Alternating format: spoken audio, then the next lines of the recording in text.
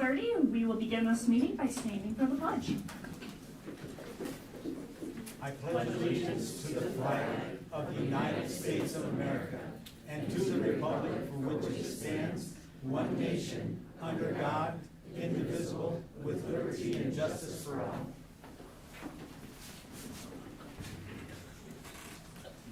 Thank you. Brings us to 2.01. Do I have a motion? I would like to motion for an amendment to the agenda. Okay.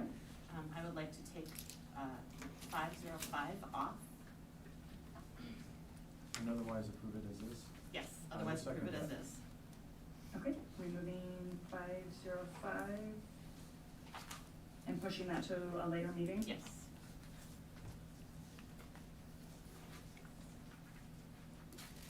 Why are we doing that? Administration said it's not quite ready to go, so they asked for it to be taken off. Okay. Anything else? Yes, Richard, were you gonna? I seconded it, that was all. Okay. I also have a question about moving 4.05, the approval of the Center of Respect contract with Bender High School and Bender Middle School, moved down to 5.06 under information and action discussion. And I'll need a second. I would second that. Well, that'd just be an amendment to Linda's motion, to take it out of consent and move it to discuss. No, she's the second one. Well, no, we can do that. It would not be 5.0. These are two different motions on the. Yeah. Yeah, there's two different motions there. To move it up, we can move it to before this. Okay. Paul, we can definitely do that. I would actually like to move it to 5.01. We're gonna move it before that. That way, staff that needs to go home after a long day, we can do that. Absolutely. So, okay. Anything else? Are you fine pulling that I'm out? fine with that, yeah. Yeah. That's fine too. Okay. Roll call. Director Castro. Yes. Director Champion. Yes. Director Dorder. Yes. Director Eastman. Yes. Director Lynch. Yes. Director Evich. Yes. Director Smithson. Yes. Motion carried 7-0. Thank you. Brings us to 3.01. At this time, any member of the audience may address the board about comments or items of concern. Citizens wishing to address the board during public comment must provide a completed public input board meeting form, which you can find in that back corner, prior to speaking at the podium. Please state your name and please limit your comments to 3 minutes. As a reminder, Iowa law prohibits discussing specific employees or their job performance. We do caution those making public comments that what they say could violate the rights of others under the law of defamation or invasion of privacy. And if they're unsure of the legal effect of their remarks, you can seek independent counsel prior to your comments.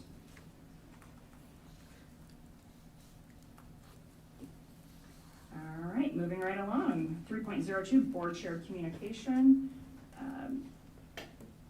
Director Castro, let's begin with you, sir. I really have nothing, but I see we have a large amount of young female and male wrestlers in the audience. I hope they'll be recognized at the appropriate time. They absolutely will. Director Smithson. So as part of my practicum work through the University of Iowa, I was privileged to spend a morning at Middle today in the library, and I was just telling Dr. Morris that library program is all that I would aspire my own library program to be in my own building. Ms. Temperley and her staff and the other staff in the building have built an incredible program. The students that were working on National History Day came in, worked so well. They knew exactly what they were supposed to be doing. She had Battle of the Books kids in there. She had classes coming in to check out books. It was just all that you would want a school library to be, and I commend her on that program. That's been a lot of work put into it. Great, thank you. Director Champion. I will pass for tonight, thank you. Director Lynch. Nothing to report. Director Dorder. Yes, I just want to congratulate the high school on what seemed to be a very successful blood drive the other day. I was able to attend and was successful in my donation, and I appreciate everybody being there and supporting a very important life-saving gift for our community. So thank you very much. Thank you. And Director Evich. Nothing. All right, and I had the opportunity to present once again at the Wayne Jeremy Awards. And I just want to extend my gratitude for the middle school for continuing to invite me to that event. It just is another prime example of all of the great work that is taking place and the tremendous kids we have in our district. So thank you for that, and please keep inviting me. All right, brings us to 3.03, Superintendent's Report. Dr. Morris. All right, good evening, everybody. Excited to, in a few minutes, recognize our students that are in the audience with us today and their families. I do have actually a short one for once. It is School Counseling Week. Thank you to our amazing counselors and social workers for all that they do to support our students, their families, and our staff each and every day. Your position is instrumental in the work we do to provide all of our students with a high-quality educational experience. So we appreciate them. GeoBond events. Kurt, Pratt, and I have had the privilege to speak already this week with several groups about our March 7th GeoBond referendum. Just the time to be out with community members, interacting, providing information, sharing, answering questions has just been a really great experience. And we look forward to previewing for you all tonight, later on in the agenda, our presentation that we will share with our community on February 21st and 22nd. So excited about that. And I want to take a moment to reiterate the admiration, tremendous respect, and appreciation that I have, and I know our board does, for the work that our teachers and support staff do each and every day for our students. Their selfless dedication to their profession and our students is an inspiration even in current times when our educational systems are under such strong scrutiny and a microscope. So to all of our teachers that are here tonight, all of our support staff, to all of them that are listening at home, please know on behalf of myself and our board of directors, we appreciate all that you do and all the time that you go above and beyond to educate all of our students. So thank you. And that's it. Told you it would be short. All right, thank you. Brings us to 3.04, BEA. Welcome. It was supposed to be Kate's night to talk tonight, but because there was no audio last time, I get to re-say what I did last time, and then Kate will pick back up with this round of our report. So just reiterating, again, we need to recognize that we are disappointed with the outcome of this voucher bill. With this bill being passed, nearly $1 billion in public taxpayer money will be essentially given to private schools in the next 4 years alone. Not only that, but with this being passed, unlike public schools, private schools will not have the same accountability or taxpayer insight as stated by our ISEA president, Mike. As I read through Reynolds' open letter to the public, and I've read it a few times, every single time I'm left as a dedicated, loving educator, confused and heartbroken by her statements in support of the voucher bill. One thought that I have, and I know Kate as well, would be that if taxpayer money is going to be used, they must engage in the same state assessments, the expectations, requirements that our public school teachers have to follow. Additionally, statements such as, and I quote, "School choice is not anti-public school movement, it's pro-education, pro-student, and pro-family. And it has this potential to elevate education statewide for every student in Iowa." But, our current Bettendorf teachers and staff elevate the education of our students and take great pride in doing so now. By that statement alone, she takes away the hard work, dedication, and great responsibility of educating and loving each student in our public education, of our public education teachers away. Does she and those in our community that support this bill not see the hard work, dedication, and pride our public education teachers have here at Bettendorf and what they do in educating all of our students, regardless of their background? Our teachers here at Bettendorf are amazing educators, and they deserve all the praise and recognition we have to give.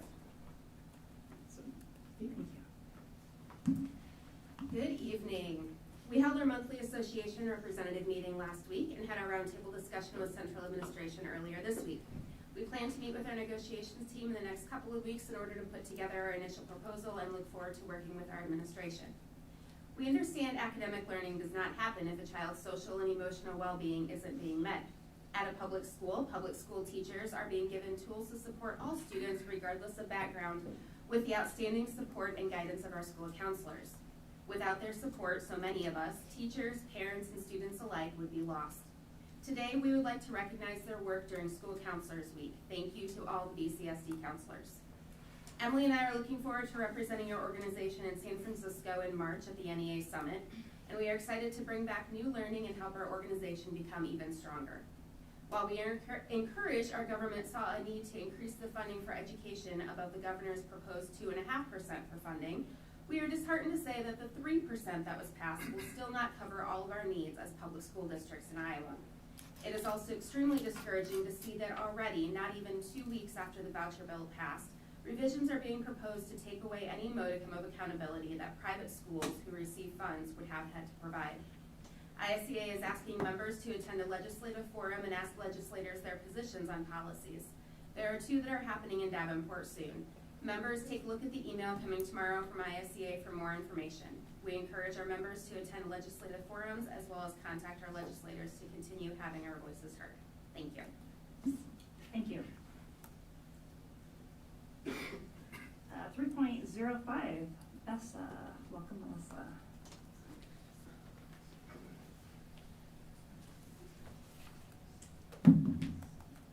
Sorry. Good evening. I really can't add a whole lot to what Kate and Emily just said. They said it all pretty eloquently. We had our monthly meeting this past Monday, and we're pleased to have a few new paraeducators in attendance, and we're excited to see our numbers grow and have more classified staff interested in finding out more about BESA and what we do. We'd like to give a couple of shout outs to some of our Mark Twain employees. These were also sent in by their colleagues. Joseph Tiemeyer made sure the playground for our preschoolers and kindergartners and first graders was completely cleaned off of snow and ice for our little ones. Thank you, Joseph.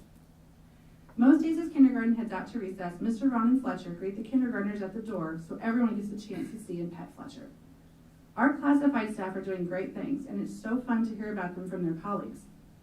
In a time when it feels like so many are speaking out against teachers and public education, we feel it's important to emphasize all of the good things that are happening. Our staff continually does more with less, year after year, and our students continue to thrive because of their efforts. We must continue as a district to educate the whole child in every facet necessary, including academically and emotionally. We'd like to extend a shout out to our district counselors this National School Counselors Week this week and thank them for all the work they tirelessly do every day for our kids. Our juniors and seniors in our cell crew at VHS spent time today writing letters to our freshman class that will be distributed next week during advisory as part of our Spread the Love Week. Our kids are going above and beyond for each other, just like our staff. Our executive board continues to seek out educational opportunities, and both Kathleen Van Horn and myself will be attending the National ESP Conference in Seattle, March 24th through 26th, and we look forward to reporting back on what we learned. Thank you. Thank you.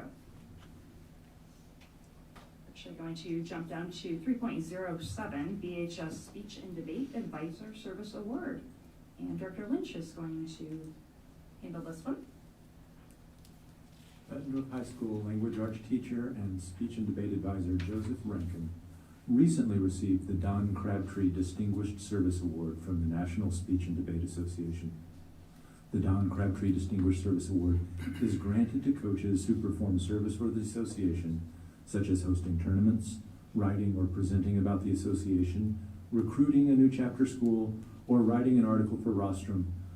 All of these things are in service citations. Those who earn 20 citations are given a special gold key. Those who receive 50 citations are presented with a bronze plaque. In 2018, the awards were named in honor of Don Crabtree, a former NSDA Board of Directors president, 9-diamond coach, Hall of Fame member, and service citation record holder. Rankin's initial award of the Distinguished Service Gold Key took place on May 2nd, 2018. He earned the Distinguished Service Bronze Plaque on December 14th, 2022. This award is for his years serving as a district chair for East Iowa, serving on the district committee for East Iowa, and largely for hosting and running speech and debate competitions in that time period. On behalf of the board, we thank and honor you, Mr. Rankin, for your excellent work. We're glad you're a part of our district. All right, brings brings us to 3.08, a group of kids that I wish could have been here, but they are on their way to state right now. So we would like to recognize the BHS Boys State Swimming, the team of Keaton Weaver, Ricky Zilmer, Jacob, oh, I'm going to butcher it, Midbalski, okay, Drew Gasper, Trey Gross, Hudson Weaver, Kiefer Romer, Mateo Surma, and Nick Schmidt are all headed to state, and we wish them the best of luck, and we can't wait for them to bring home some records. So congratulations to all of them, and I know that they're going to do fantastic tomorrow. We'll be tuned in. Okay. Everybody's going to be heading up for this one, right? We're going to handle, let's do girls first, 3.09. So I would like to welcome Coach Drew Sass up. And let's bring our girls state wrestlers up. Hi guys, I'd just like to introduce myself. I'm Drew Sass, first year as a girls head wrestling coach. We had an awesome year. We had 6 state qualifiers. We have 5 girls here with us today, but 1 couldn't be here. So I'd just like them to introduce themselves, and then I'll talk a little bit about them. Go ahead.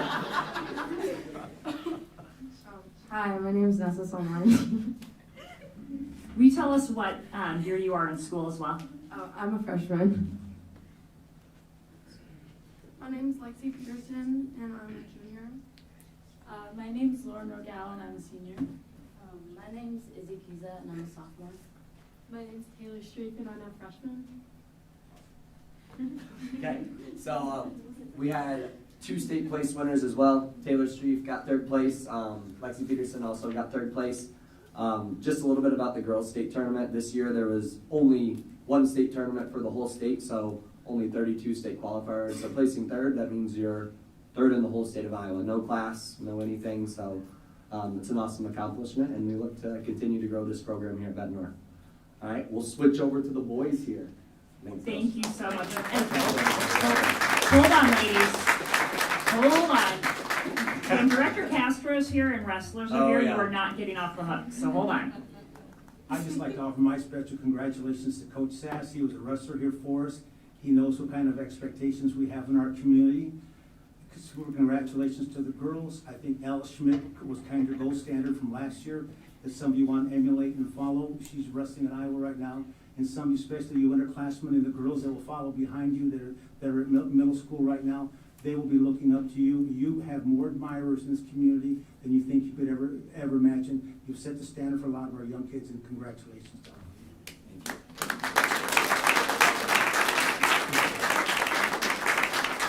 All right, with that being said, that brings us to 3.10. Gentlemen, head on up. Hello, guys. I'll talk a little bit about the boys team right now. We just came back from dual state, got 3rd place, which is awesome. I mean, I know we wanted a little bit more, but have the individual state tournament coming up here. We have district Saturday here at Bett North, so come out and support the guys, and hopefully we're sending 14 to state. That's the goal. Anybody want to say anything? Jace, go ahead. Do you want me to say my name? Yeah, let's get names and what year you are. I'm a junior. My name's Jace Luna. My name is Elijah Mendoza, and I'm a senior. My name's Cooper Giston. I'm a junior. My name's Armand Williams, and I'm a freshman. Xander Glazberg, and I'm a sophomore. My name's Tycho Carmichael, and I'm a sophomore. I'm Ronan Numkeman, and I'm a junior. I'm Aiden Lee, and I'm a junior. Jake Knight, freshman. Cody Trevino, freshman. Jaden Luna, freshman. Jordan Roberts, senior.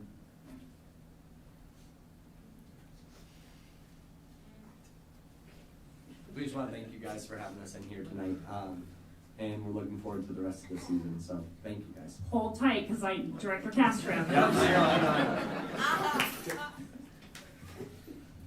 I just want to give you guys a little background. I was in that room 18 years as assistant and 6 years as head coach, so I spent 24 years in that room. And a lot of great kids have gone through that room. Ruthless Robbie Lawler, UFC champion, Pat Militich, champion, Hap Peterson, all Big Ten linebacker, nose guard, other All-American. My son was not Division I All-American, the only one in the history of Bender High School. And hopefully one of you kids will have 2 Division I All-Americans when you guys are done collegially, if you go on to Russell collegially. But some of the kids that I coach and that graduated after I coach, you have followers in Florida, Montana, Indiana, Chicago, Tennessee.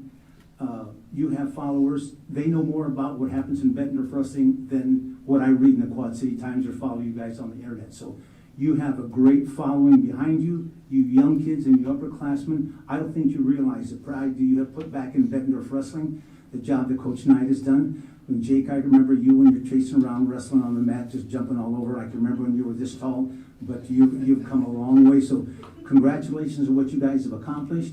You have great following behind you, and good luck in the district and the state tournament coming up. Thank you.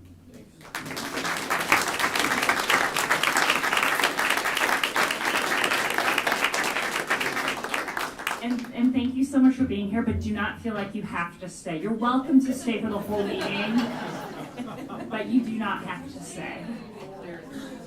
Thank you for being here.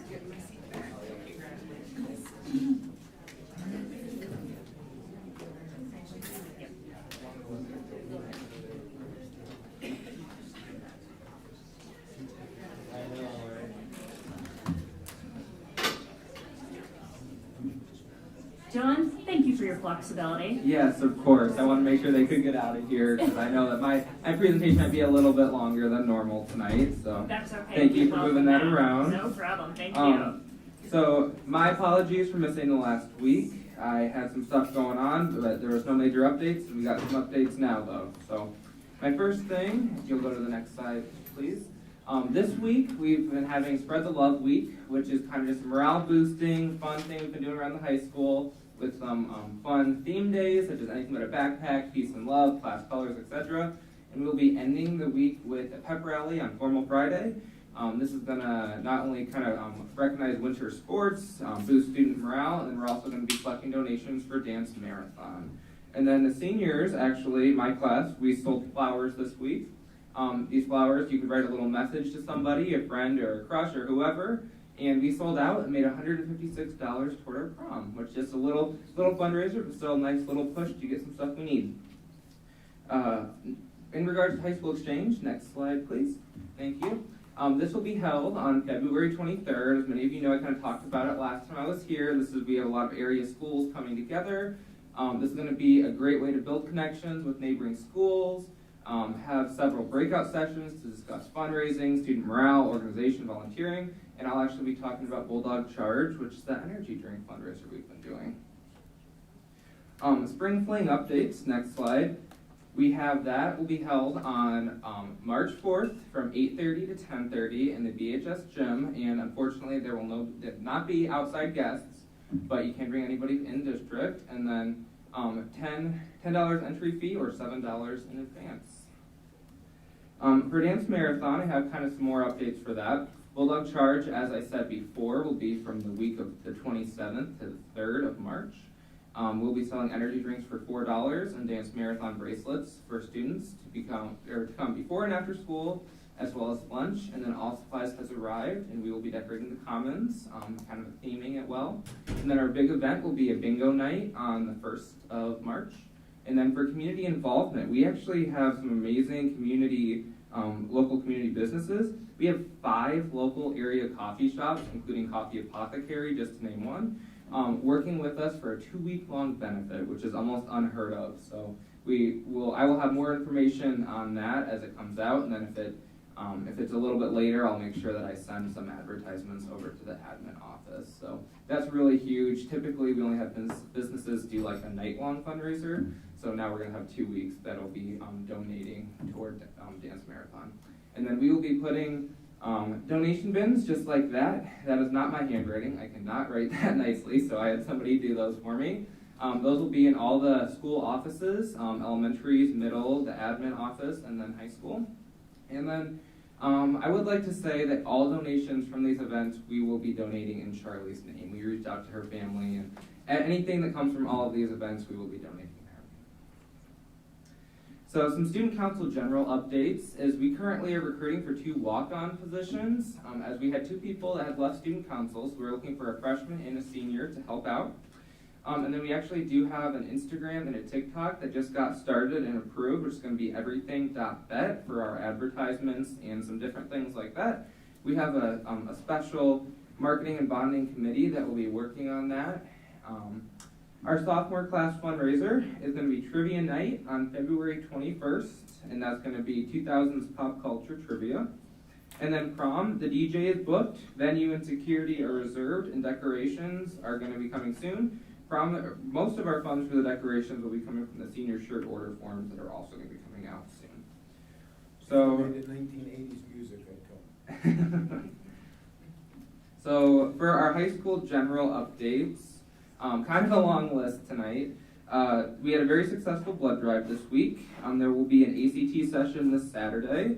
Incoming students registered for classes this past week for next year.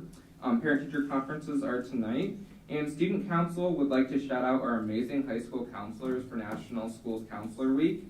We work with them regularly, whether that's at personally we work with them or through Student Council, so we have some great counselors.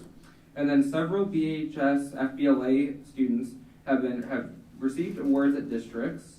And then thank you to all the volunteers and great job for the performers at Rhythm at the Riverbend this past weekend. I was not able to attend because I had to work, but I heard it was a very, very good show. And then speech and debate team, they did a really good job at the recent tournament. Obviously, as you saw with all the wrestlers here, our winter sports have been doing really good this year. And then I was talking with Miss Howard today, so I put this little advertisement in for the spring musical, which will be the Addams Family. So that'll be April 20th through the 23rd, and then you can get your tickets at that link. And then the senior class photo, if anybody wants to come, will be taken on March 22nd, where that's going to be everybody. Are there any questions or comments about all of that? I think you should reserve a table for Director Dorder and I for that trivia night. Only if I can join you. Can I join you? That's right up my alley. I'd have to join. Yes. Any questions for Dylan? Thank you all for your time. Thank you, as always. Thanks, Dylan. All right, that brings us to 4.01, the consent agenda, and with a reminder that we are moving 4.05 to 5.01. Do I have a motion? I move we approve the consent agenda as presented. I'll second that. As presented with the removal. I'll still second that. Thank you. Roll call. Director Champion? Yes. Director Dorder? Yes. Director Eastman? Yes. Director Lynch? Yes. Director Pevich? Yes. Director Smithson? Yes. Director Castro? Yes. Motion carried 7-0. Thank you. That brings us to 5.01, which will be the Center of Respect contract for BHS and BMS. Do I have a motion? I move we approve the Center for Respect contract as presented. Okay, and a second? Second. Okay, we will turn things over. Okay, I would like to ask what the questions are or concerns, and I can give you some background on the contract. Since it was moved from Yeah, I consent just, to an agenda item. just a little bit more explanation about what the respect, what Bednar High School and the Center for Respect. I think every day our teachers teach respect. We have the TA that teaches respect. We have hall posters that teach respect. We have pride time that teach, not only respect, but how to be better people and be better students, etc. So for the payment, a check for $7,000 just seemed like we already kind of do a lot of those things, and just the reasons for, I guess, for having this program. When we have a lot of layers already to make kids better kids and make kids more respectful, and Aretha Franklin was telling us about in the 80s. So we have been teaching respect for a long time. So I just wanted to know just a little bit of it.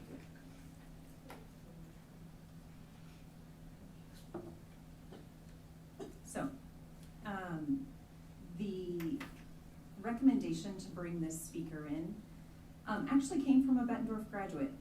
She is in college right now. She reached out to Mrs. Kleppe and she said, I really think you need to explore this. I just heard this individual speak, and I only wish I had heard this individual during my middle school or my high school years.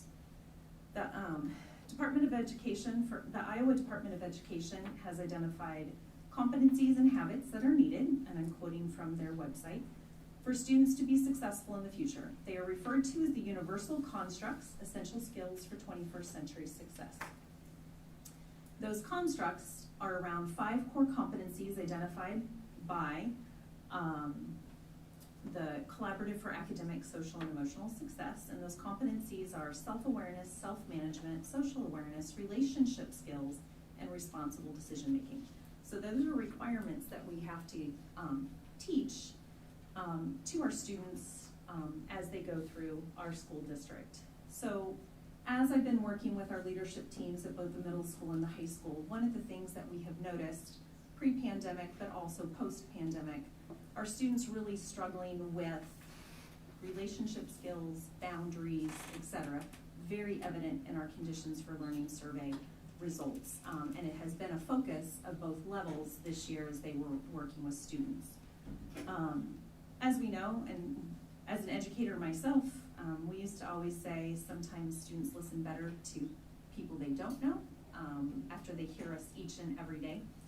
So I've asked Mr. Hartley and Mrs. Kleppe to step up and kind of give you some more background on why they feel this is an essential opportunity for our students so we can continue to empower them with the life skills that they're going to need as they continue through their educational journey here at Bettendorf, but then as they move forward. And this programming would be specifically for our students 7th through 12th grade.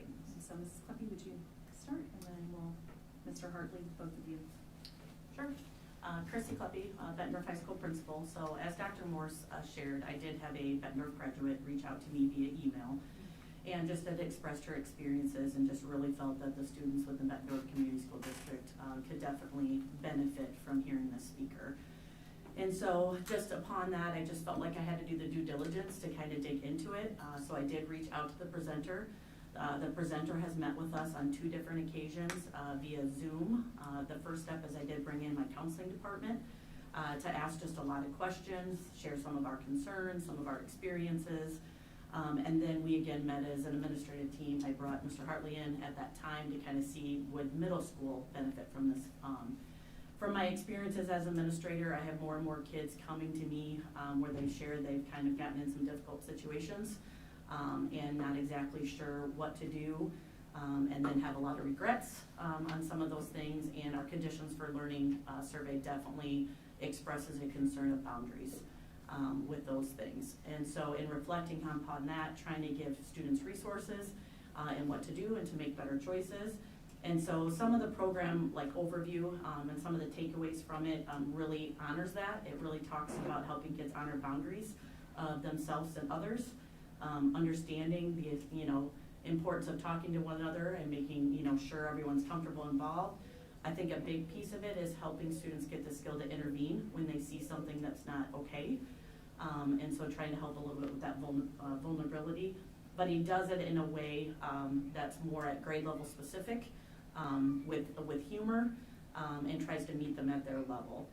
The feedback and the reviews have been very positive. We've had kind of an uptick in just the social media and exchanges going back and forth that definitely violate boundaries of students, and he does some education on that as well. So that's kind of my background, my experiences, and I'll let you share a little bit more from middle. From my perspective, looking at it from a middle school lens, especially this time of year, we start to see some of those boundaries become a little blurry for us. And looking at what some of the program overviews and takeaways are for myself with middle school in particular, talking about intervening when disrespect is occurring in front of you, that's something I think all of our middle school students would benefit from, but specifically targeting our 7th and 8th graders. And then building a healthier school culture. We as well, when we look at Conditions for Learning in the middle school, adult to student relationships and student to student relationships are a major focus for us. And I believe this presenter will be able to bring in a different voice. And it's the fact that it comes to us from an alumni, that's powerful. And for them to say that they wish they would have heard this, well, let's honor that wish. And so we have the opportunity, we have the means, and we'd like to be able to collaborate and bring our students over to the high school and have that experience for them. I think one other thing I would add is this focuses more on the student-to-student relationship piece and what to do with those. You know, as much as we try to be there in every situation to kind of redirect, teach about appropriate and positive language, we're not there in every situation. So it really hits more in that student-to-student and how to work with your peers when you know, see something that's not right. Great, any other questions from our So it's directors? going to be 7th to 8th and then 9 through 12, so this is serving approximately 2,000 students. Is that a good rough number? Yes, and we've decided, one, to help with transportation. Yes.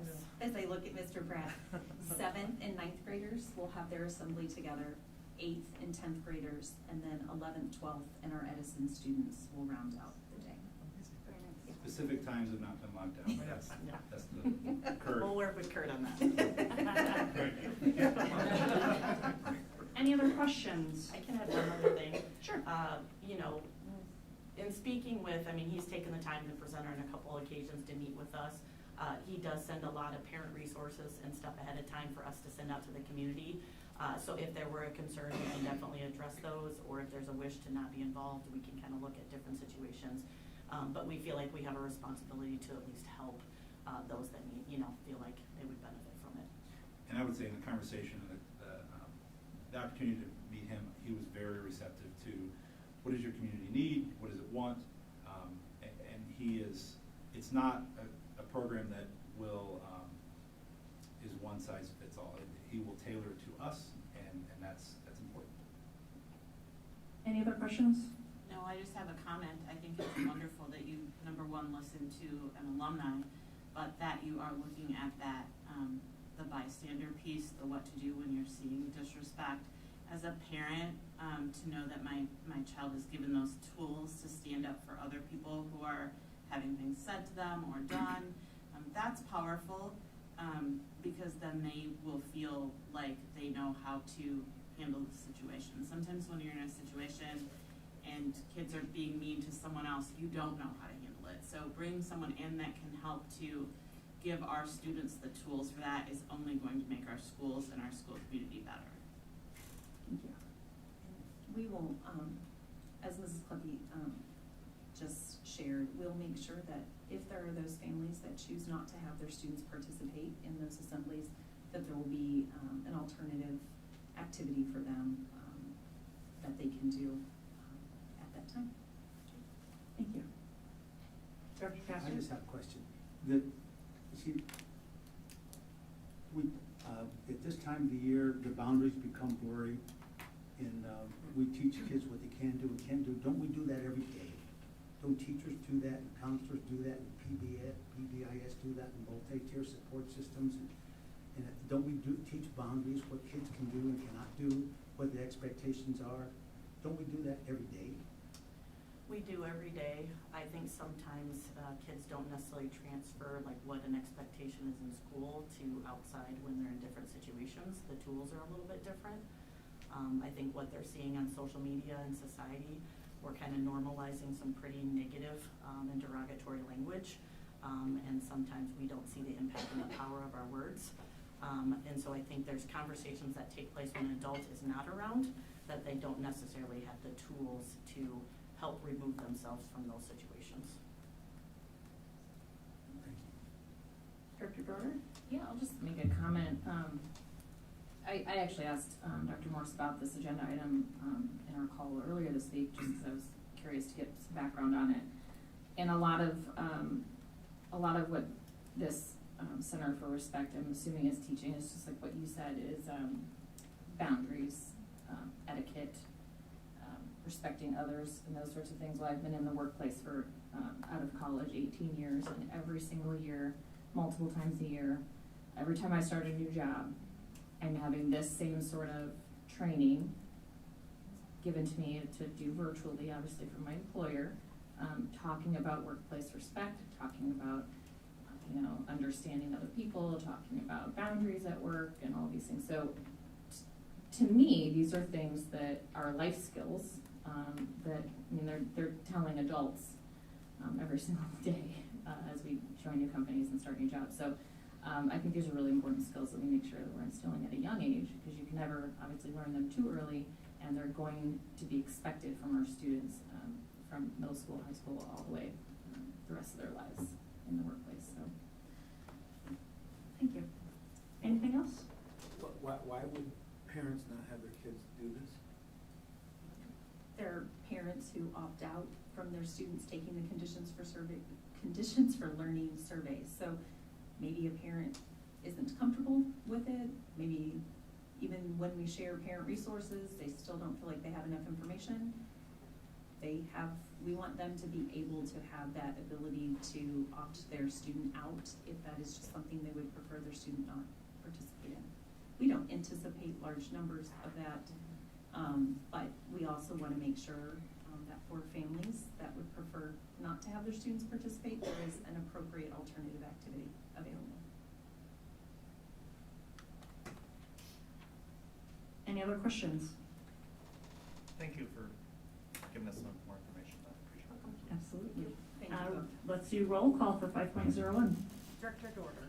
yes. Director Eastman. Yes. Director Lynch. Yes. Director Pevich. No. Director Smithson. Yes. Director Castro. No, for, I think, the reasons that I stated. Director Champion. Yes. Motion carried 502. Thank you. Brings us to 5.02, the GEO bond presentation. I actually moved tonight. I promised Kurt I would stand up here with him. Give me a sign. That's okay. I can talk without it, right? Very good. Yeah, go ahead. Okay.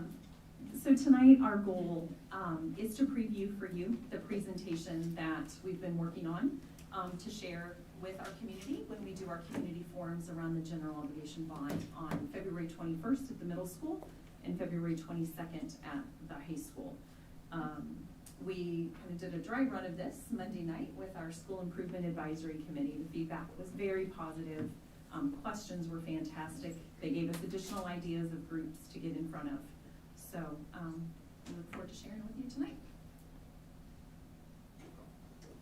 So as you are aware, we've gone through this journey with you all together. We are asking the residents of our school district to consider a general obligation bond of where we would potentially ask them for a property tax increase of up to $2.70 per $1,000 of their taxable value in order to help us fund the needed improvements that we have at middle school and at high school. The need. As you can see from these pictures, Celeste, thank you. She has done an amazing job of pulling out of our archives some of our, what our schools look like, and yes, Dylan, what we looked like back in those days. The look on his face is like, whoa.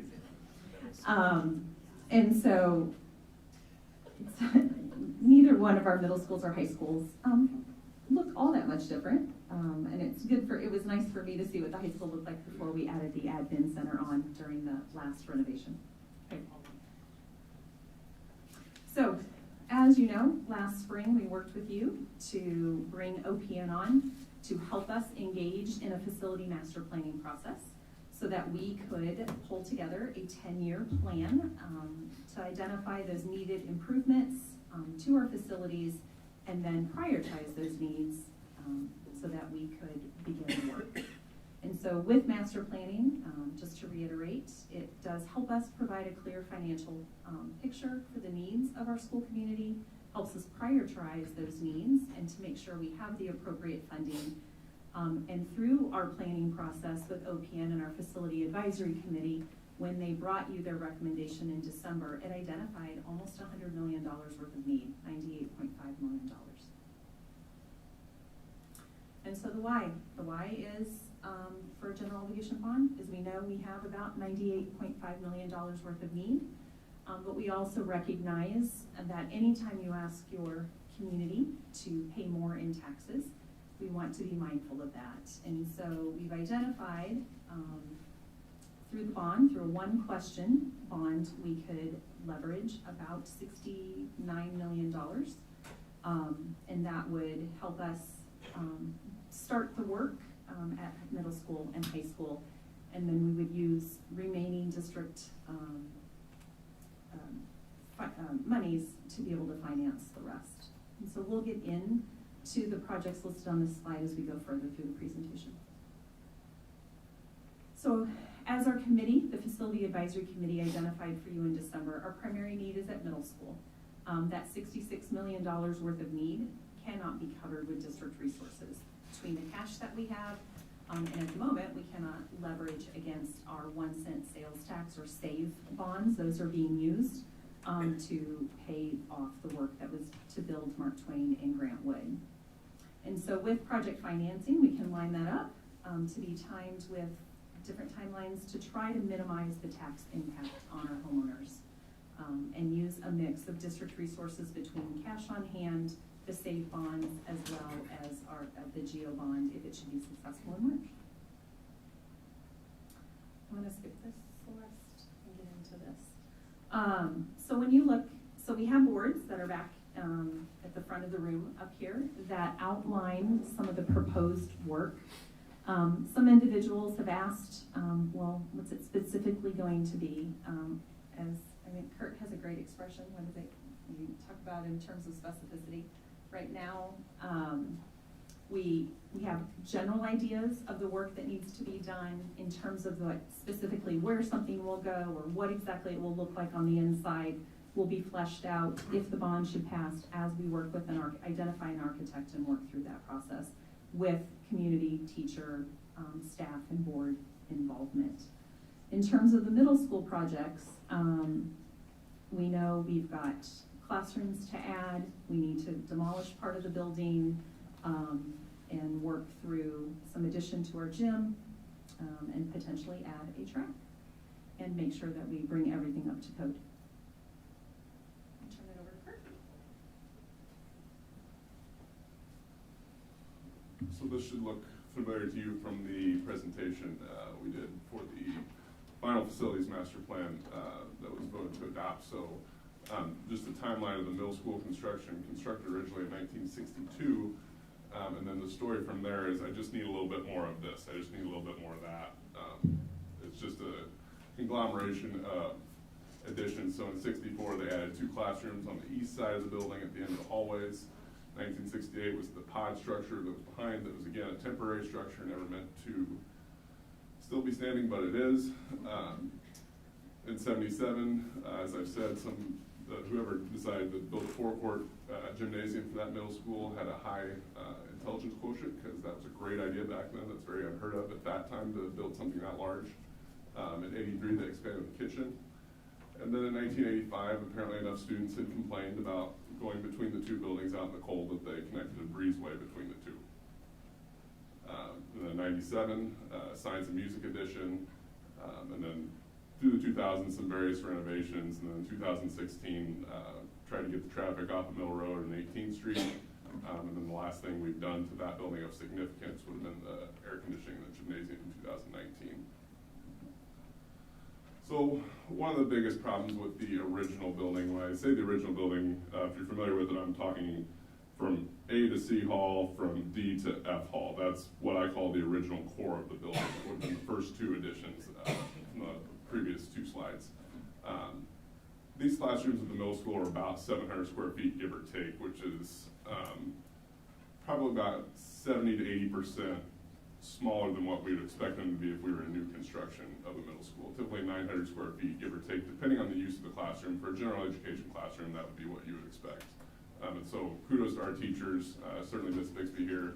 It seems like those kids are right on top of each other, and they certainly are by that photo.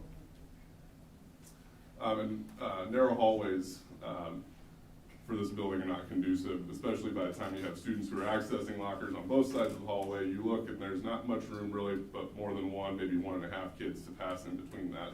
And it was interesting the night we held our community meeting as part of the GEO Fund. I was talking to the 4 young gentlemen who had been members of the web crew who were helping us that night, and I asked them, hey, what are the problems with this building? What do you guys see as the problems? And this was their number one. It's just that narrow hallways.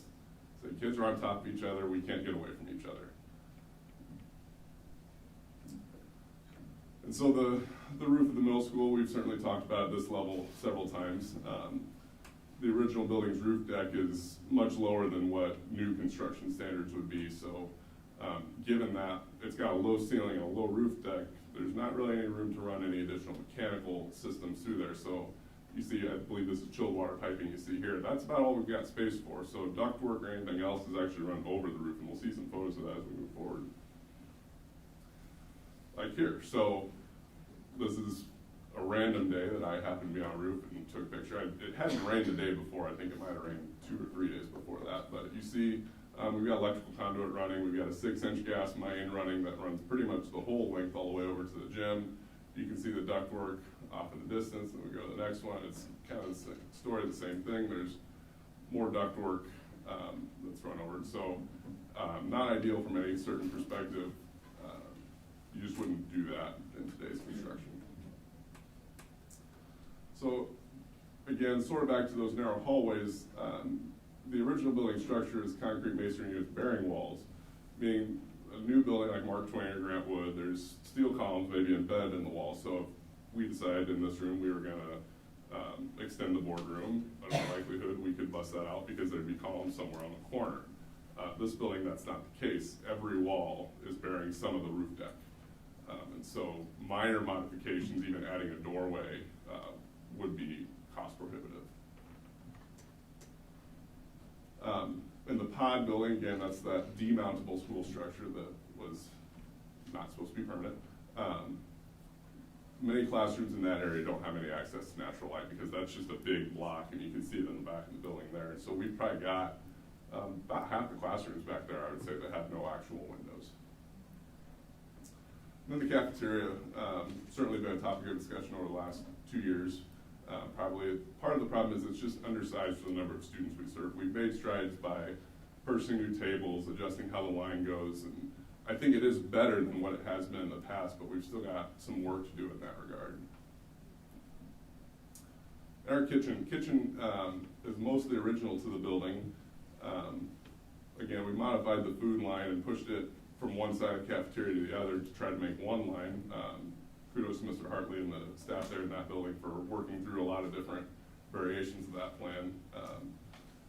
But it's still not an ideal setup by any means. And our HVAC units are getting to that 20 to 30 year age where we'd start to expect to see some failures and need to start thinking about some large scale replacements on that. And we don't have spaces for those things that are new and upcoming within education for psychologists, speech language pathologists, mental health therapists.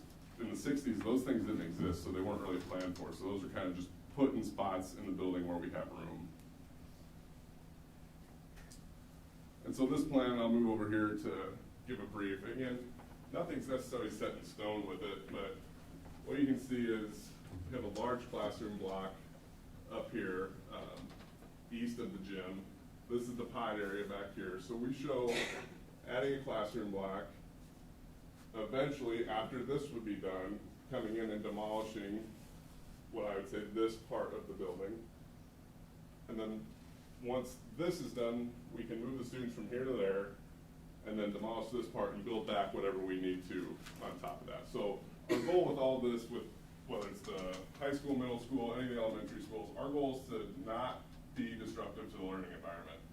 And so we hope this plan, again, because think about if we're building this addition, this entrance is affected and there's gonna be construction workers and all that here, but most of the rest of this isn't even gonna know anything's going on.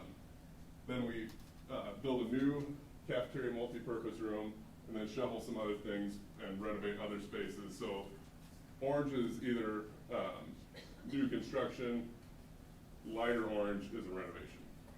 And so one of the other pieces is adding built-in bleachers on either end of the gym. We just think that'll be a better experience for all of those, for our middle school athletics. Any questions on any of that piece?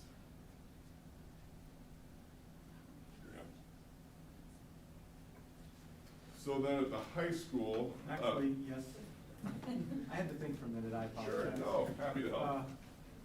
I am guessing that after the addition of C and the renovation of E, we'd be looking at essentially the same number of classrooms. Correct. But larger hallways, and in some cases, larger classrooms. Yeah. Yeah, so, I've kind of done some preliminary work in figuring out what all is in here and what all would have to be here. Mostly because we really want to avoid portable classrooms. That's not ideal for any school year. There's a lot of districts that do it, don't get me wrong, but I think we can figure out a way to make this work, minimizing student and staff disruptions like that. I have a question. The part in gray, yeah, is that gonna stay as it is? Because those are. No, so the shapes of any, I should have prefaced this, the shapes of any of these boxes mean absolutely nothing. Okay, I just didn't know what that gray was, if that was like not gonna be touched or Yeah, so how that again, works. as Dr. Moore said earlier, we're at the idea standpoint right now. Like, we understand that we need to build a new academic wing to try to tear down an old part of the building, but could I tell you that there's a hallway here and a hallway here, and then I couldn't. Like, Okay. we're not that far yet. And we won't be that far until the bond passes. Okay. But this is just conceptually a graphic representation of what we would do.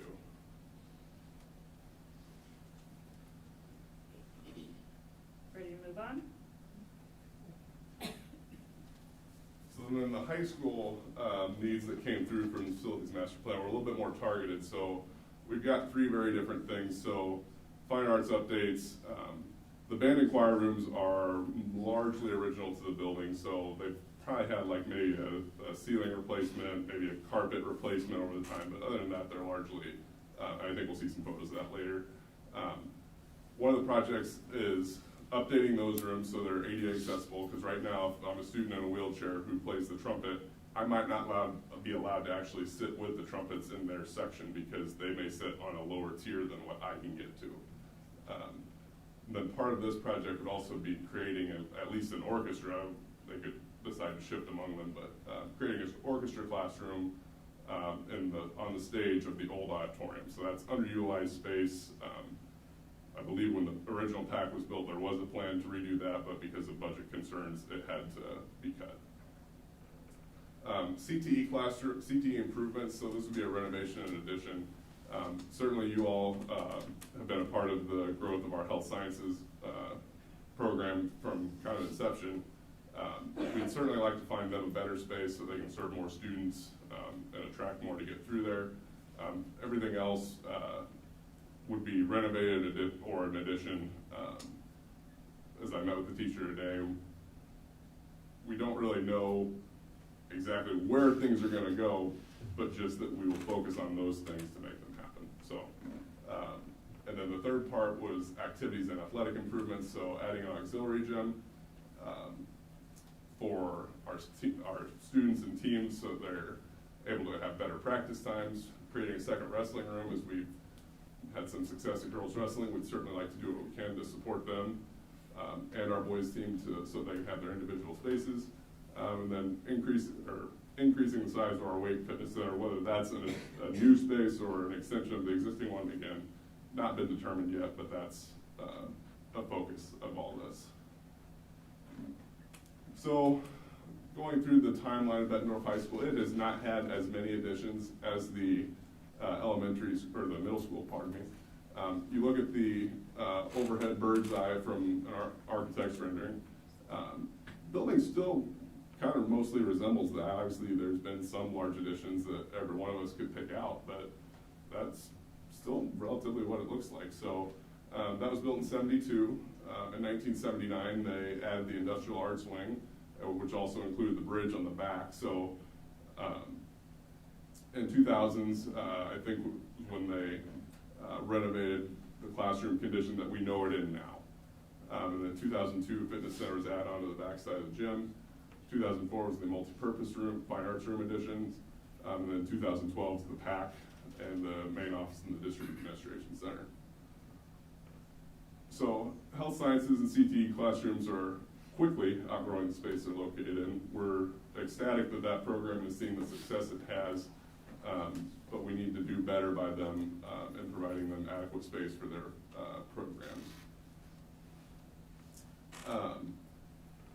I've started to use the term advanced manufacturing. I don't know if that's exactly what we would classify it as right now in its current space, but certainly the equipment is getting larger and more intricate, and we're still using equipment from the 50s and 60s. So any new equipment purchases become difficult on our end because we kind of have to shoehorn it in. And so if we can provide them more space or better space, we need to do that. And our family and consumer science classrooms are undersized and outdated for today's program needs. So up there on the upper left, you see Ms. Thibodeau's food science classroom. She's kind of got two very different things on opposite sides of the room. She's got kind of a commercial production setup on the one side, and then she's got a domestic setup on the other. And those programs are kind of moving heavily more toward the commercial and production so the kids can have careers out of that and not as much of homemaking skills, if you will. And so that's something we'll have to address as part of the CTE wing. And then again, as I alluded to earlier, the band and choir rooms still have tiered floors. And so that's not ideal from many perspectives. And then again, the original auditorium still remains intact. And the seating area is virtually unused, except for maybe a handful of things here and there every year. And when I say handful, I mean I can probably count it all on one hand. And so you see Ms. Cooney here teaching her orchestra class. So front side is her classroom on the stage, and the back is from the seating looking at her. So you can see it's still really just a stage. She just happens to be on it. You've got all that space that's unused. Mm-hmm. Then lack of gymnasium space forces teams to practice beyond 9 p.m. on most school nights. And so by the time, if you have a chance to watch Lexi Peterson's video, from a student perspective, she does a great job of outlining this need. So between 4 basketball teams on the men's side, 3 or 4 on the women's side, wrestling, what have you, gym space becomes non-existent. So as Mr. Shea would tell you, our out-of-season teams are then forced to go anywhere they can go, whether it's middle school, elementary school, what have you. And so if we can provide a second gymnasium space, that will certainly help all of our teams get out earlier and get our kids home sooner. And then again, as we talked about earlier, lack of a second wrestling room creates some equity issues for our girls and boys wrestling program. So I think the boys practice in the morning, girls practice after school. One might not be ideal, one might be better than the other. But our youth programs use this as well. So as Director Castro pointed out, there's no shortage of wrestlers in Bettendorf right now. That's good. Then the fitness center, I think Mr. Siebold's been here before for a number of different things. It's wonderful what he's doing, but he is bursting at the seams within that room. And so you can see the bottom picture, he's doing a demonstration on a lift, I'm assuming on a lift. And if you're familiar with the space, you can see about half of it. I think this picture is relatively taken in the middle. I struggle in my mind to think, what are all those kids gonna then go do after that? Because they're clearly in there and they're gonna be doing something, but where and how safe is that? And so again, this plan is a little more straightforward than the middle school, and again, the shape of the boxes don't mean as much, but we showed CTE renovation addition down here. So this is the existing CTE wing, if you would call, and so we're just kind of extending that. This would be the activities and athletics. Whether this is the wrestling room, this is just, like, that's not necessarily worked out, but those boxes show the rough area. And then this is the fine arts wing, showing renovation of the 2 classrooms and then the whole auditorium. So like I said, that one's a little more straightforward and cut and dry than what the middle school is. I'll turn it back over to Dr. Morris. All right, thank you. So, as you know, school finance in Iowa is what we call fund accounting. You cannot mix pots of money. They're to be used for very specific stated legal purposes. So when we know that the facility master plan identified $98.5 million worth of work that far exceeds what we're able to, the resources we currently have in our district. So how do we address it? We've talked before about our PEPL dollars and SAVE dollars, and as we worked through that, we know we do not receive enough in PEPL or SAVE to be able to fund all of those projects. So that leaves us with having to mix funds and ask our community to consider a general obligation bond. So we of our about $2.9 million worth of PEPL funds or physical plant and equipment levy dollars, we allocate about $2 million of those every year for operations and technology. You have been super supportive of becoming a one-to-one district, and we were successful at achieving that this year. All students, kindergarten through 12th grade, have access to a device. They do not have to share. And then from Kurt's department, and with transportation and operations, this purchases our buses. It helps us make sure that all of our systems are running. It provides new carpet and paint in classrooms when those are needed. And we, so that leaves us about $900,000 on average a year. That helps us save for if there's emergencies. A large piece of equipment goes down before we would expect it to. We need to make sure we have funds to help cover that. And it also helps us with that deferred maintenance plan, so that ongoing maintenance that we need to do to make sure our buildings stay safe, stay up to speed so that we can educate students. Then there are those 1 cent sales tax, so the SAVE revenue bonds. We receive close to $4 million a year in those bonds. Currently, $3.4 million of that is funding. You all bonded against those revenue bonds to fund Mark Twain and Grant Wood. In about fiscal year 29, we know those bonds, those projects will be paid off, and that will open up some additional funding sources so that we can bridge between that $67 million worth of work and the $98 million worth of work. And we have about $900,000 or so of 1 cent sales tax dollars that are not allocated every year, and so it does also help us save for those other ongoing project needs that we have. And thank you to Celeste again, our historian.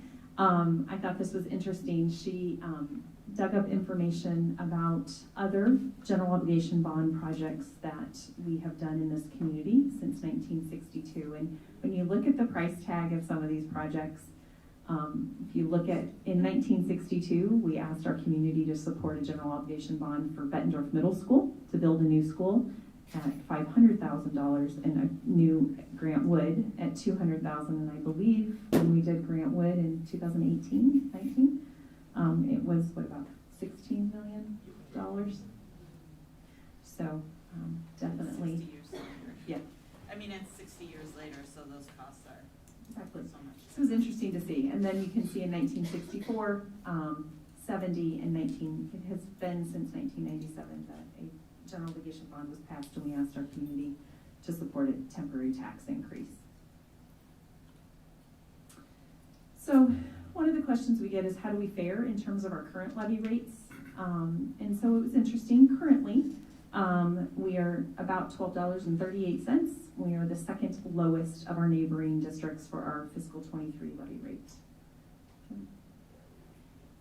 And then this slide actually, when we have shared this with community members so far, as you can see, this district has been extremely good stewards of the taxes that they collect through the levies. In 2014, it was at its highest at $14.54, but it has steadily decreased. The levy has steadily decreased over the years. If we should be successful at passing that GO bond on March 7th, the estimated tax levy could go up to $15.09. There's a lot of variations in there. And the goal would be that, as we know, our property values in our city have risen steadily over the last 5 to 7 years. On average, I think about 3% or so, give or take. And as, go ahead, David. Statewide average is 3%. Community could vary 5%, 1%, depending on any new growth in that community. Thank you. So if we're even have more than 3%, right, and the values of homes and businesses and property increases, that means we're bringing in more taxes, and we could look at adjusting that general obligation tax levy, right? So that we might not have to go up to the full $2.70. So, but when you look at the 1509, the estimated amount, that is only about 50 cents higher than it was in 2014. And then the other kind of, well, what does this mean for me? The number one question I think we've heard. We have not adjusted the rollback column, which we need to do now that, go ahead, David. Not officially yet. That's right. Yeah. So we know last time when Matt Gillespie of Piper Sandler spoke with you all at our last board meeting, there had been some indication that potentially the Department of Revenue had miscalculated the rollback. We're waiting for that to be finalized, but based on the information we had at that time, if you have a home that is assessed at $250,000, when you look at if this bond were to pass, that change per $1,000 of $2.70 is actually calculated against your net taxable value. And so to that homeowner, you're looking at about $30, $31 a month of a tax increase if we were to need to levy the entire $2.70. So, as I stated at the beginning, we have 2 community forums coming up, one at the middle school on February 21st and the other one at the high school. We'll be giving information similar to what we shared with you tonight, also doing tours for our community that comes out. Individuals you have up till February 20th to request an absentee ballot, and early voting will start next week, next Wednesday on February 15th, and can be done at the Scott County Administration Center. And then our polling locations that have been identified are the Bettendorf Library on March 7th and the Quad City Realtors. So, thank you. Any questions? Any questions? I just have one question, and it's kind of for Kurt, and it's more of a clarifying question. So I've had a couple of people say, well, I feel like this is too vague. They're not telling us exactly what's going to be done and all of that. And I just want to clarify, that's because we have yet to get an architect, because in order to get an architect, we would have to pay an architect to pull up those plans. And then potentially, if we did not have that bond, then that would have to come out of our other funding, correct? Accurate. So what we're doing is we've got a base plan, right?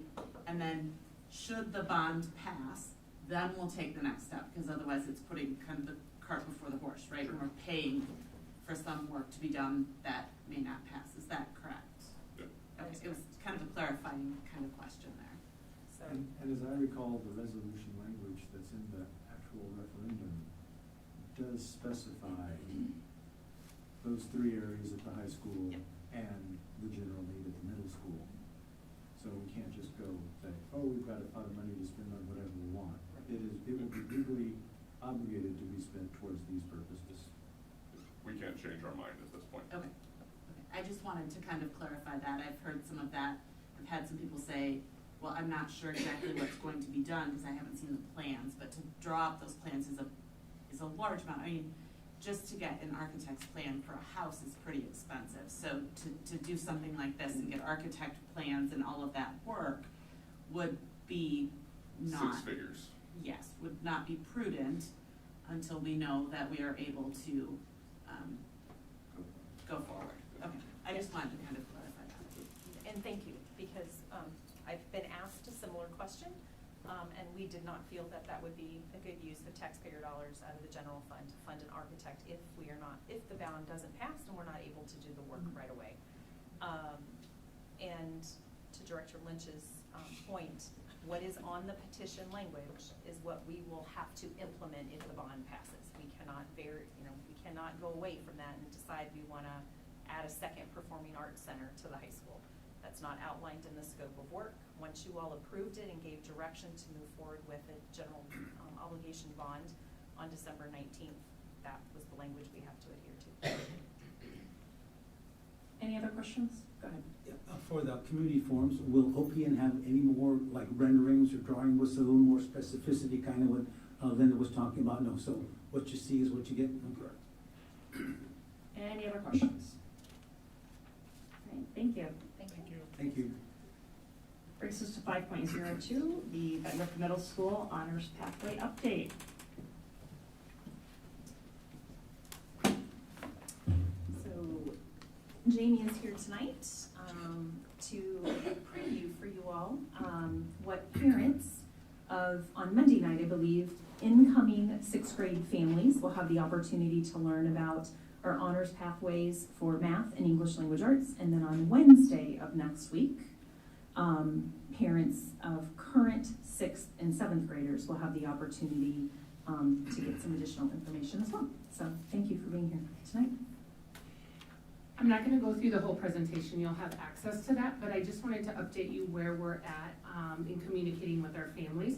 A couple of years ago, we went away from having criteria that students had to meet to move into an honors course at middle school to parent choice. But part of that parent choice is making sure that we're giving them the information they need in order to make that correct choice. First year, we made that change, had some parent meetings, put that all together.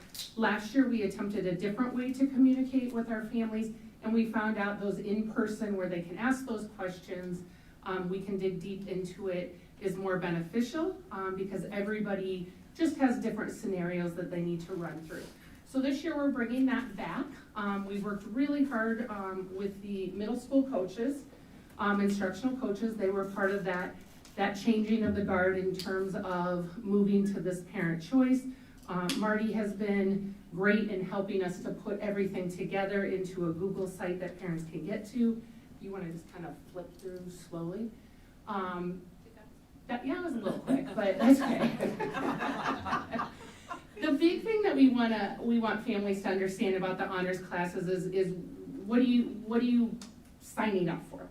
And the big thing is, you know, it's going to be a challenge for students, and we want those students that are motivated by that. They need to have that strong work ethic, especially on the math side of things. Math is accelerated when we're at the middle school. So it's a little bit different than the language arts side, which is enriched. So they go deeper in those grade level standards while math is accelerating. So you're pretty much doing about 1.5 years every year in order to get to be able to do algebra as an 8th grader. So one of those things is it's going to be a little challenging, it's going to move a little bit faster, and we want to make sure that students are ready for that.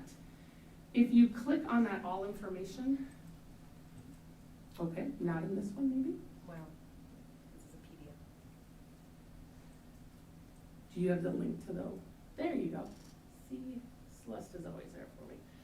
So what we put together here, and this will be out on the website for anybody to be able to access, is a website that basically walks through all the different types of things that you need to know before making this decision. It explains what it is in terms of honors, the difference between language arts being enriched and mathematics being accelerated. We took the data that parents will have readily at their fingers in terms of ISASP and right now FAST data, and then obviously the grades that they're receiving currently. When you look at elementary, the 3 are the proficient. This year we moved to using the grade book with our elementary teachers. Before they used our school information system, but they didn't use the grade book option. They are now. In that transition, we learned something, that our numbers did not change to letters like we thought they would. And so we ended up going with a 3, which is the same as the proficient. So that's why you're seeing those 2 scores, because right now it did not work out as we were told it was going to. So that's what's up there. If you click like on the mathematics, yep, thank you, Celeste. As you scroll down in here, the big thing is getting them to understand what that pathway when they get to high school. We're unique in the fact that we have a 4x4 block, so students can move through curriculum at the high school faster already. And so starting 8th grade with algebra definitely speeds up that track for you when you get to high school. What we want to prevent is those students who get through the required math and then don't take any math for 2 years before they're off to whatever pursuit they're going to have, especially if you're going to be going into a 4-year college. not having math for 2 years can be a rude awakening when you get to that math class in high school or in college. The other thing that I just want to make you aware, a few years ago, standards started to shift down. So the algebra that I took when I was here in school as a high schooler is now really the standard of what an 8th grade math class is. They've really kind of shifted those things down. So the foundation of math for those upper classes is really built in middle school. And so we want to make sure that we're not pushing kids too quickly, that it looks like they're doing okay in middle school, but the end result is those struggles that they're seeing in high school because that foundation isn't as strong as we need it to be. And that's the message. We just want to make sure parents have all the information that they need in order to be able to decide if honors is the right pathway. With language arts, it's a little bit easier. I sign up for honors as a 6th grader. Maybe isn't for me. I go back into general as a 7th grader. Maybe I mature, things get better, I can pop back into honors as an 8th grader. Since it's enriched, I'm not really missing anything as I move in and out of that cycle. Math is very different because you're accelerating. So what we found out this year in our communication was we had a lot of students, a handful, not a lot, a handful of students that were going from general 7th grade math into algebra, which really means they missed all of 8th grade math. And parents didn't necessarily understand that. We backed up. We made sure we called everybody and said, recognize what's happening by making this choice. Here are some resources that you can go to see if you're up to date on those skills and feel that you can be successful. That spurred us to decide to bring back this night so that we could really explain to parents that process, because it isn't easy to jump in and out once you start accelerating into that process. My job was just to kind of tell you what we're going to be presenting. I'm more than happy to answer any questions that you have, but I just wanted to show you what we'll be putting out to our parents. All of that will be on the website, so parents can access it at any point, and we'll be sending out reminders for them to be able to access it. Any questions? So is your presentation mainly focused on math then? No, language arts is in there too. Director Pastor, Jim. Will we get a copy of this eventually? Yep. Okay. And it will be on the website for anybody who wants to see it. Okay, yeah, it'd be nice for us to ask questions and kind of look at it beforehand. And secondly, do the math teachers from the middle school meet with the math teachers in the high school? Is that done or not done, or for transition or no area, or? Explain what you mean by transition. Yeah, just so that because for many years, the math in the transition from middle school to the high school was not very good. There was not much cooperation in the classes as to what kids took at middle school as to what they could take at the high school. So is there any kind of like a transitional process where if a kid took algebra and didn't do very well, he signs up for something else at the high school, maybe he's recommended to retake algebra again or something like that? Is there any kind of things discussed in transition between middle and high school mathematics?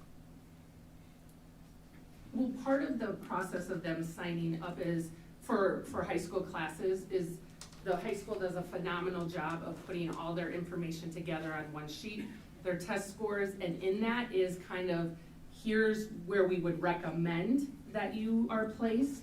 And so it's done more that way. Do the teachers get together and say, you know, Jamie failed algebra, so she needs to replace? We don't go student by student, but that information is given to parents so that they can, just like we're doing with this, make that decision in helping their students to choose the right course. So like if Jamie's failed Spanish in middle school and she failed in high school, is? I would blame the teacher, Mr. Pastor. Okay. Thank you. Well, I would have to say that just because a kid fails it in 8th grade doesn't mean that they're gonna fail it in high school. Kids mature at different rates. Yeah. So, you know, you may have a kid who had a year with some setbacks at home or other things in middle school, and then they mature and are able to, with their families, because they have this information, make that choice. And I think that's why we for want to letting look. students I really think that having that form with I saw that there was a form for students to take an assessment, for parents to take an assessment, to really look at what are your study skills, those types of things. And I think, we hear from the public a lot that we want our parents to have more say in this, and I think that this is a great way to do that. So I appreciate that. Yep. Anything else? Thank you. All right, thank Thank you. you. Thank you, Jenny. All right, that brings us to 5.03, approval of the 2022 Scott County Multi-Jurisdictional Local Hazard Mitigation Plan Update. We do not have to read the resolution, so. Well, then I will make a motion. And a second, please. Second. Any questions? Is there any information we need on this one? Heard anything you want to say? Just so this is the Bi-State Regional Commission through the Scott County Emergency Management on our side of the river took this on, and what this does is this allows us, as our participation allows us to apply for any FEMA funding that comes available. There's other hazards that we can possibly get some funds for, but the biggest piece of this is by approving this tonight for the next 5 years, if any FEMA funding comes available for tornado safe rooms or whatever, we're able to apply for it by participating, so. Any questions? Roll call, please. Director Eastman? Yes. Director Lynch? Yes. Director Pevich? Yes. Director Smithson? Yes. Director Castro? Yes. Director Champion? Yes. Director Dorder? Yes. Motion carried 7-0. Thank you, Kurt. Thank you all. Brings us to 5.04, first and final read of policies. Do I have a motion? I move we approve the policies listed as presented. And a second? Second. So we continue to work through all the policies that are more than 5 years. Some of these, some that we bring are not just because primers have forced us, or we might have brought some to you before, but primers have said there's been an update in either the law or regulation, and so we need to keep current with that. So I'm gonna turn it over to Jamie, who has been working on these policies. Policies are so much fun. Most of these are just either we're deleting because they're things that would be better off in our student handbook, and that information should be there. Some of it's maybe already there, but we can use the language from here to build it up a little bit more. A lot of it is just revision. As we know, legislation's always changing, and IASB is always great at helping us to figure out what that needs to look like. So most of what I'm bringing here, either we're deleting to move to the handbook, or there's, in one case, we have a form that doesn't even match the policy that it's attached to in terms of the extracurricular. The rest of it is just updating language. So if you have any questions on any of them, I will attempt to answer those. Any questions from the board? Hearing, go ahead. JV, under policy 603.9R1, Okay.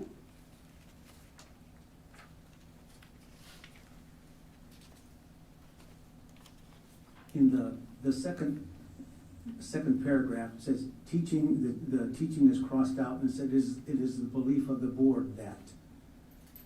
Okay, I don't know, I don't know if we've ever been asked if it's the belief of the board or not, but I just think that we've never had that in there before, so I just don't know why teaching the controversial issues should be fairly presented in a spirit of honor and academic freedom.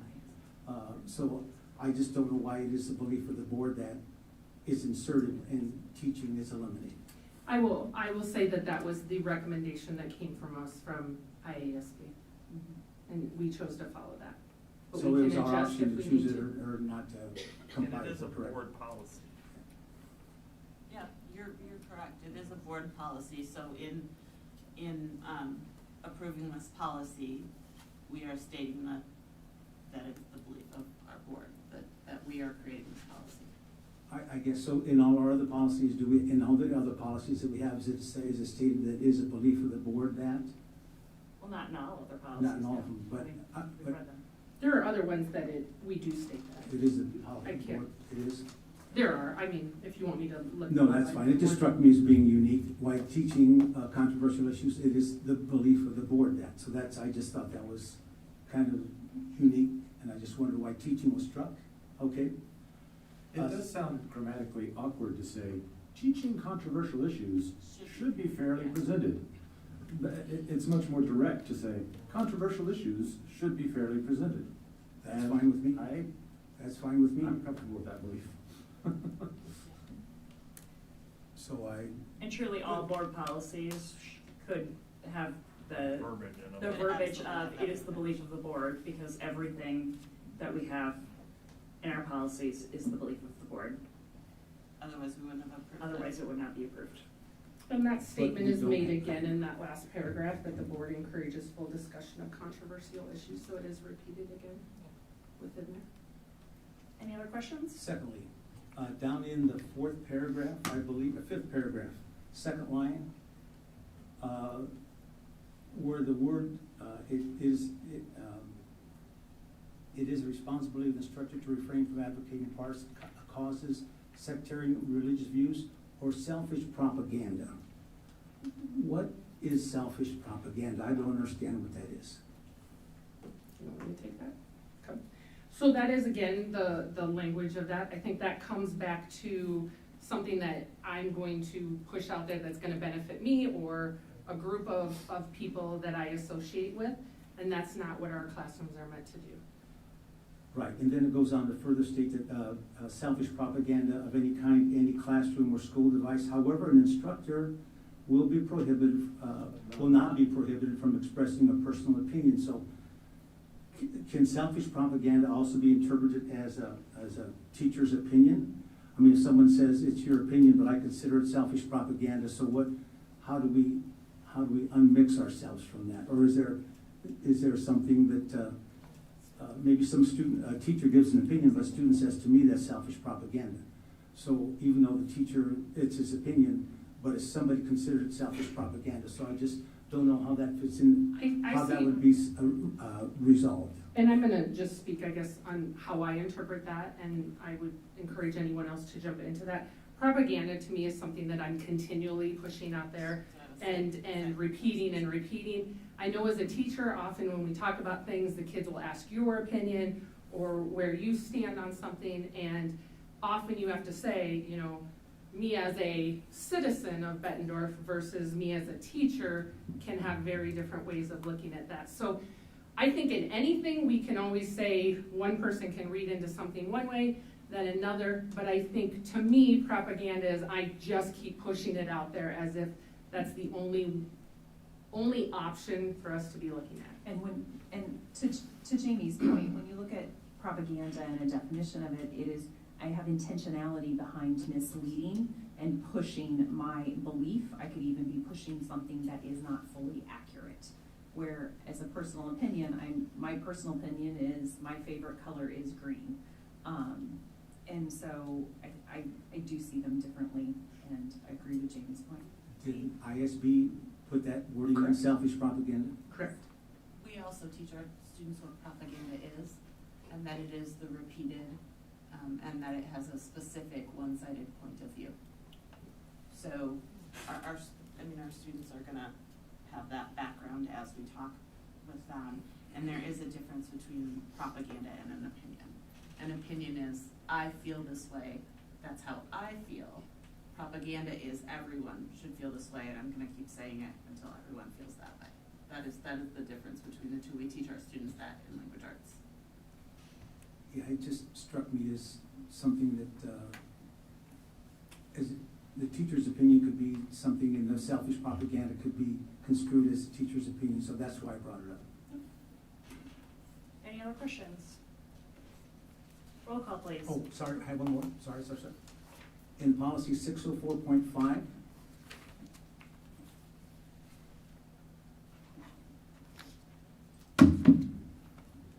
that lead-in sentence, the board of directors recognizes the existence of various religious beliefs and acknowledges the American tradition of separation of church and state. Was that also recommended by IASB? Correct. And what was the reason for that?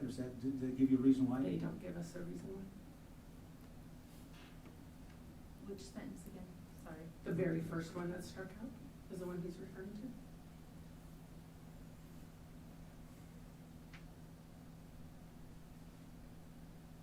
I think if you read, to me, when I looked at that being struck out, and again, this is just my opinion with that, is that that is within the whole body of this, that we're recognizing that there are differences and those could play a part in some of the activities or things that we're doing. So I think it's implied within the rest of the body of that, and that's maybe why they were taking it out.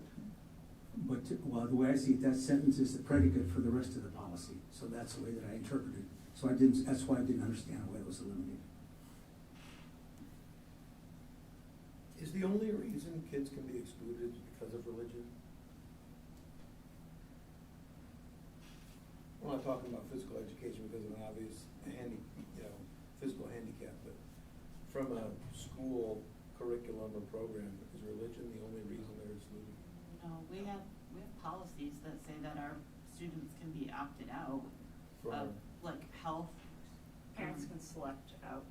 Yeah, for their parents child. can select out of quite a few things. This just happens to be, specific programs because of religion. What specific? It doesn't tell me the specific programs. Well, It tells me very specifically why religiously they have to jump through these hoops. What I'm saying is, why else can a child be excluded from the school program? I mean, parent preference is one. So why do we even need this then? Why can't it just be parent preference? Why do I even need this policy, is my question. IASB requires this. IASB does, I don't have to follow IASB recommendations. There are certain policies that are mandatory that you do, that we do But what have I'm to. saying is if there are other things that kids could be excluded from just because of patient preference, or parent preference. So that we have policies that talk about how if you want to opt your student out or request an alternative activity, and there are different exhibits that are the forms that you have to fill out. This is tied to the specific policy around religion-based exclusion from school program.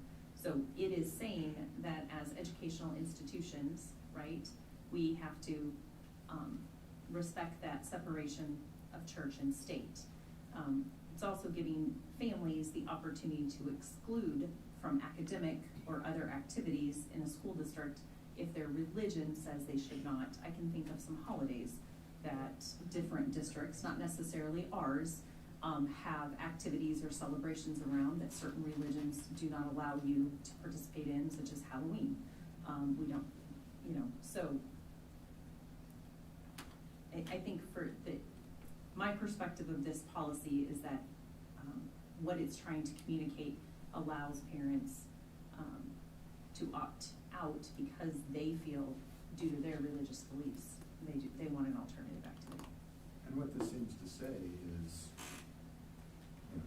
respecting different religions' prescriptions, parents can specify which particular activities, and we're not saying these activities you can be excluded from, these you can't. It says if there's a religious basis for being excluded, state the case, the principal will consider it and make a decision.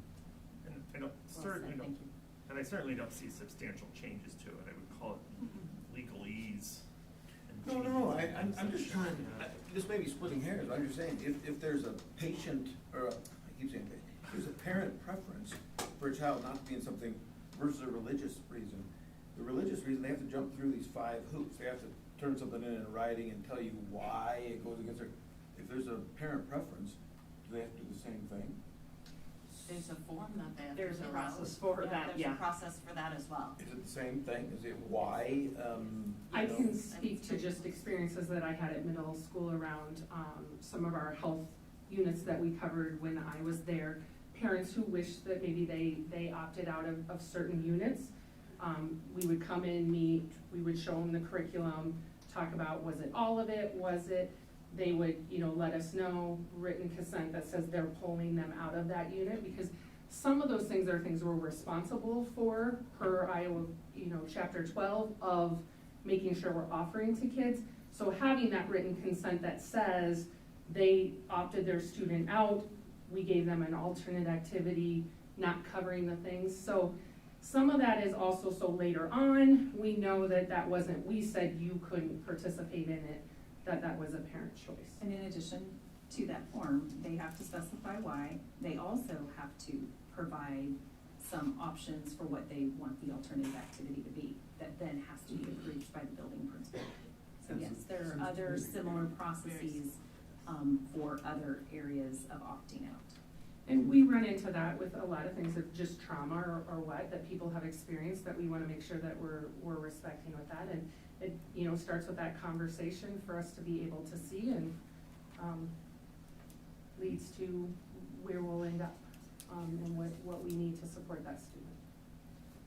And it seems like this actually gives religious concerns more rights. They can speak to any particular issue that is in conflict with their prescribed beliefs, and they can suggest alternatives, which other withdrawals wouldn't necessarily have the same sort of scope of rights. I guess I just don't see why that first sentence can't be kept in. I see it as kind of the predicate, like I said, for the rest of the follow, so I hear you. that's what I say. What harm does it do to keep that in there? Our parents see it right there in black and white, we do recognize the difference. And then the steps that they can do to opt out or whatever else. I think that sentence is important to keep in there.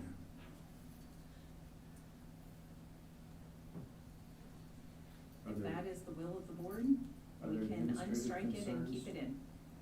So that would be a discussion amongst the 7 of you. If you want it struck out per IASB's recommendation, as Jamie pointed out. Now, just a clarification, I haven't looked at the ISB sample policies. This was the recommendation. Was it something that was unique to ours, and so you're striking because it wasn't there? Or had it been in a prior ISB sample, and they're striking it from their sample? I'm not, I would like to be able to tell you that off the top of my head. So I'm not what I able to. would, the thought process I would have around that is when they send us those, we don't see what the current, because they've already updated it on the system, is the pattern I have seen in this district is you all have probably 95 to 98% of the time adopted verbatim IASB's policy. Very rarely have I found, as we've been going through this process, that we have fundamentally changed a policy. And so I don't have their former policy around this, but I would. So here's my thought.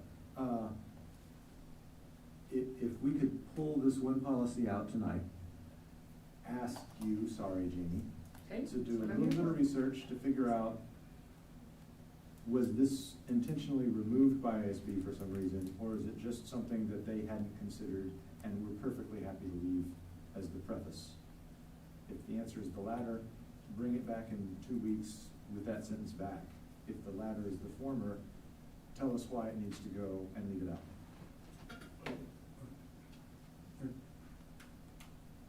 And we can move on the rest of them and solve this problem. I'm gonna be honest with you, I don't see this changing this policy, whether it's in here or not. I'm gonna follow IASB's recommendation. We are part of that group. I think it's very clear when you read this policy and the intent is there, and that's what it's doing. While I respect Director Castro's comments, I don't believe it's gonna change the procedure for parents to enact this or take care of it. I don't see a reason for this policy to be continued, so. I agree with that, Cindy. Yeah, I don't think taking it away means that we don't recognize the existence of various religious beliefs or the separation of church and state. That's exactly what this policy is intended for, to recognize different religions. So I don't think it's gonna change the policy at all if we keep it in, so it doesn't matter to me. So I heard the two of you saying, approve them and move on, and let the sentence go. That's the way the motion stands as right now. Any other comments or questions? Roll call. Director Lynch, Yes. Director Pevich, Yes. Director Smithson, Yes. Director Castro, No. Director Champion, Yes. Director Dorder, Yes. Director Eastman. Yes. Motion carried 6-1. Thank you, Ms. Wilson. Thank you. Thank you, Jamie. All right, and we have pulled 5.05, so that brings us to 6.01, our upcoming calendar items. Please take note of our upcoming meetings. And then that brings us to 7.01. Do I have a motion? I move that the board enter into closed session to conduct a hearing to suspend or expel a student pursuant to Iowa Code Section 21.5 Sub 1 Sub E, and to review and discuss records that are required by state or federal law to be kept confidential as allowed by Iowa Code Section 21.5 Sub 1 Sub A. Second, please. I'll second it. Roll call. Director Pevich? Yep. Director Smithson? Yes. Director Castro? Yes. Director Champion? Yes. Director Dorder? Yes. Director Eastman? Yes. Director Lynch?